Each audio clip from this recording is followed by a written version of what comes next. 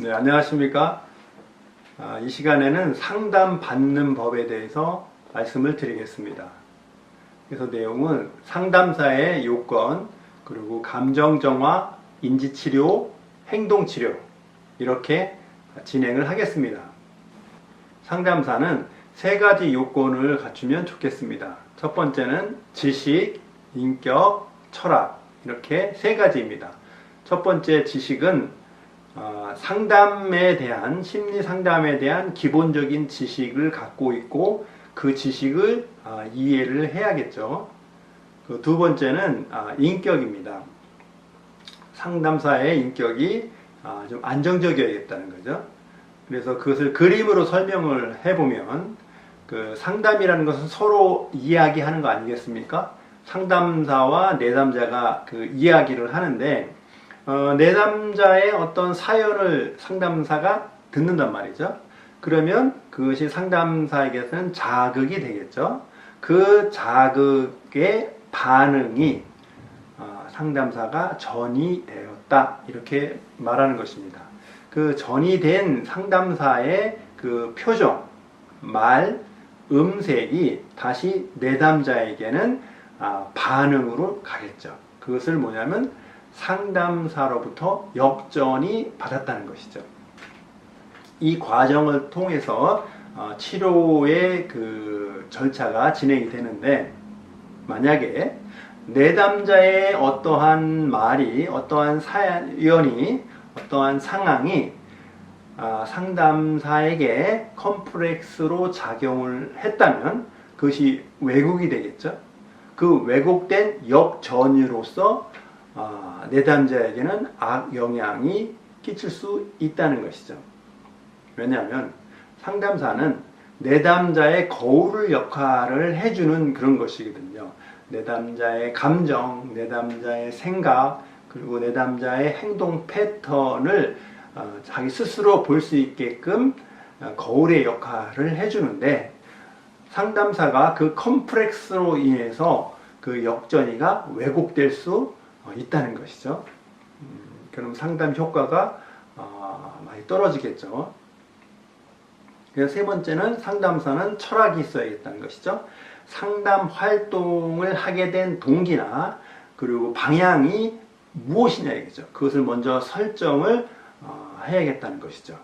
그래서 이상 상담사는 지식과 인격과 철학이라는 그 세 요소가 있으면 참 좋겠습니다. 네, 이제 구체적인 내용으로서 상담 활동은 세 가지가 있습니다. 감정 정화, 그리고 인지치료, 행동치료 이 세 가지가 있습니다. 이것을 보면 사람이라는 것이 하루에 뭐 5만 가지 생각을 한다고 하지 않습니까? 그러면 감정은 더 많겠죠. 그래서 사람 내부에, 사람 마음에서는 많은 생각과 많은 감정의 흐름이 있다는 것이죠. 그것이 어떻게 돼요? 말로 표현이 되고 또 행동으로 나타나겠죠. 그래서 이것이 이제 사람의 일상을 살아가는데 세 가지 영역으로 나눈다는 것이죠. 그래서 감정을 치료할 것이냐, 불합리한 생각을 접근할 것이냐, 아니면 일정한 행동의 패턴으로 접근할 것이냐 이거죠. 그래서 그 감정정화, 인지치료, 행동치료라는 이 세 가지 영역으로서 상담사는 상담 활동을 진행하게 됩니다.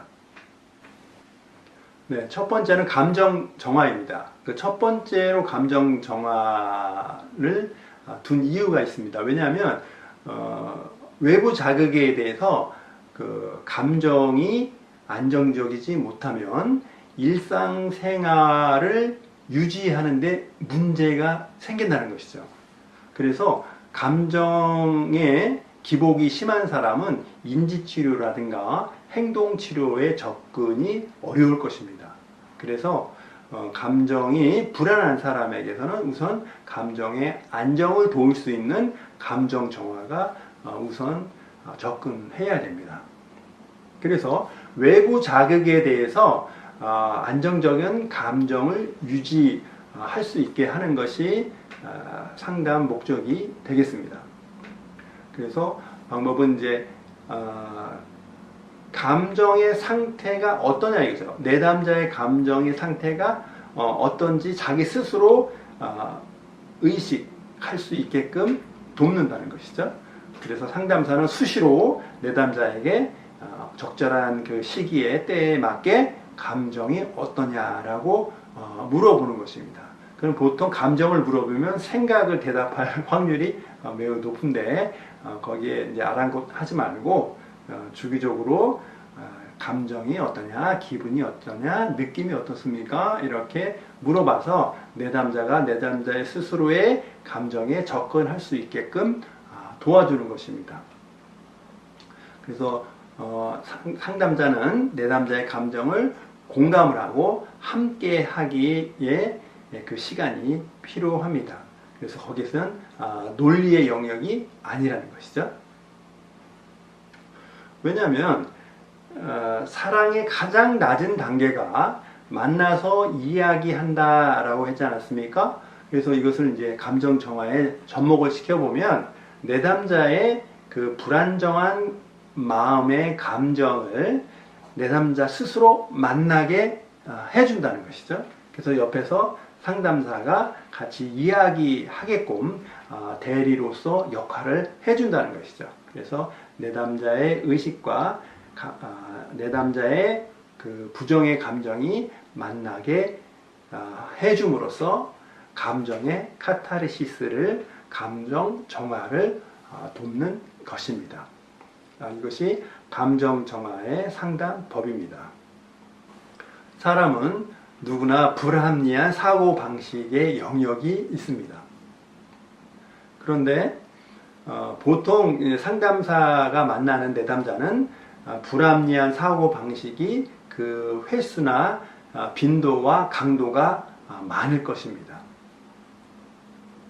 그래서 인지치료를 할 때는 우선 내담자가 감정적으로 안정을 유지하느냐 이것을 확인한 다음에 그것이 확인이 됐으면 내담자의 논리나 내담자의 그 상황, 그 사정을 듣는 그런 과정이 필요합니다.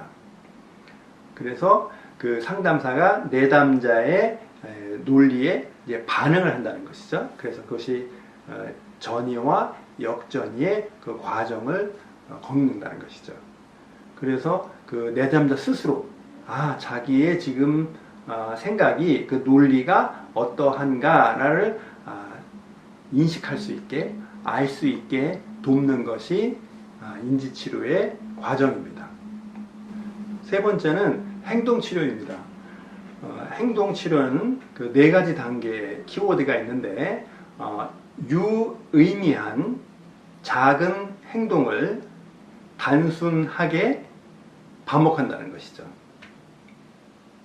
그래서 유의미한 작은 행동이라는 것은 아주 실천하기 쉽고 가볍고 시간이나 에너지가 많이 안 들었으면 좋겠다는 것이죠. 그러면서 동시에 효과는 좋았으면 좋겠다는 거예요. 그런 행동을 반복하게 한번 해보자는 것이죠. 그게 행동치료라는 것이죠. 그래서 그것은 그 행동 변화의 행동을 어떻게 설정하냐면 성취 가능한 목표로 적절하게 잡는다는 것이죠. 형식이 내용을 이끈다라는 말이 있지 않습니까? 그 유의미한 작은 행동을 단순하게 반복함으로써 변화가 생기지 않습니까? 그러면 그 변화의 행동이 감정이나 생각에 긍정의 영향을 미친다는 것이죠. 그래서 효과가 가장 좋고 시간도 상대적으로 짧게 걸린다는 그런 특성이 있습니다. 그래서 이제 변화라는 것은 두 가지 측면이 있지 않습니까? 하지 않는 행동을 하는 것도 변화고 내가 했던 것을 멈추는 것도 변화라는 것이죠.